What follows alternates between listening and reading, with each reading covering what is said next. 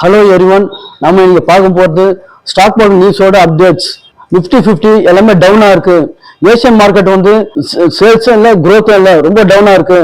Tata மோட்டார்ஸும் HDFC பேங்க்கும் இந்த first quarter results வந்து focus பண்ண போறாங்க.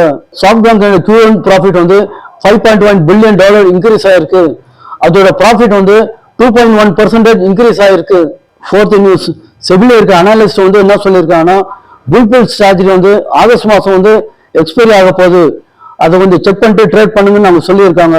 ரிலையன்ஸ் பயோகான் ரிசல்ட்ஸ் வந்து இன்னைக்கு வந்து அனௌன்ஸ் பண்ணியிருக்காங்க. அவங்களோட ஃபர்ஸ்ட் குவார்டர் பர்ஃபார்மன்ஸ் வந்து போன வருஷத்தோட 1% இன்க்ரீஸ் ஆயிருக்கு. அதோட வேல்யூ வந்து 33,936 crores. Highway infrastructure limited company வந்து இன்னைக்கு ஐபிஓ வெளியிட போறாங்க.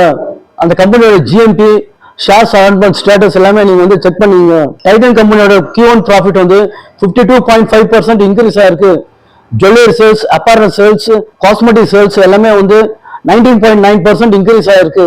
22 கேரட் கோல்டு வந்து 50% அதிகமா ரைஸ் ஆயிருக்கு. அதோட பிரைஸ் வந்து 1,17,560. சில்வர் பிரைஸ் வந்து 100 rupees அதிகமா இருக்கு. அதோட பிரைஸ் வந்து 1,52,560. எல்ஐசி கம்பெனியோட ஃபர்ஸ்ட் குவார்டர் நெட் ப்ராஃபிட் வந்து 5% இன்க்ரீஸ் ஆயிருக்கு. அதோட வேல்யூ வந்து 11,000 crores. இதுக்கு என்ன காரணம்னா அதோட எல்லா பிரீமியம் செக்மெண்ட் பிளான்ஸும் வந்து கஸ்டமர்ஸ் வந்து அதிகமாக யூஸ் பண்ணியிருக்காங்க. பயோகான் கம்பெனியோட Q1 ப்ராஃபிட் வந்து $5.1 பில்லியன் இன்க்ரீஸ் ஆயிருக்கு. இதோட ப்ராஃபிட் வந்து டோட்டலாக வந்து போன வருஷத்தோட 1.5% இன்க்ரீஸ் ஆயிருக்கு. அதோட வேல்யூ வந்து 4,255 crores. ஃபின்டெக்ஸ் கம்பெனியும் பாரத் போன்பே கம்பெனியும் 6% ரெவன்யூ இன்க்ரீஸ் பண்ணியிருக்காங்க. அவங்களோட யூபிஐ டிரான்சாக்ஷன்ஸ், அவங்களோட பேங்கிங் செக்டர் டிரான்சாக்ஷன்ஸ் மூலமா அவங்க டோட்டல் ரெவன்யூ வந்து 6% இன்க்ரீஸ் ஆயிருக்கு. தேங்க்யூ.